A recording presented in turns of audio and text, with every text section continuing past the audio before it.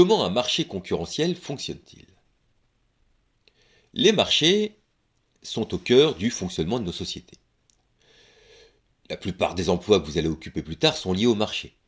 D'abord parce que travailler, c'est se vendre ou se louer. Ensuite parce que ce que vous allez produire, seul ou avec vos collègues de travail, aura un prix, sauf si vous êtes dans l'administration et dans une association par exemple.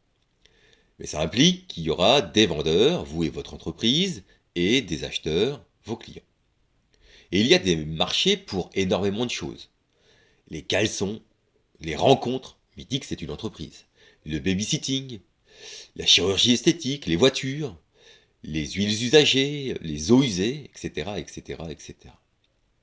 Dans ce chapitre, nous allons surtout travailler sur un modèle de marché, celui de concurrence pure et parfaite.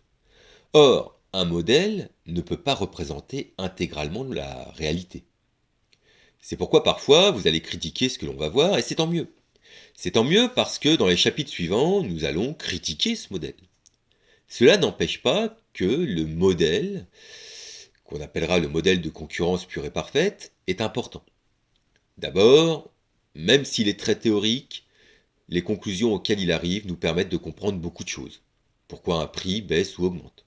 Pourquoi les acheteurs ou les vendeurs ont tel ou tel comportement face à une variation de prix, etc.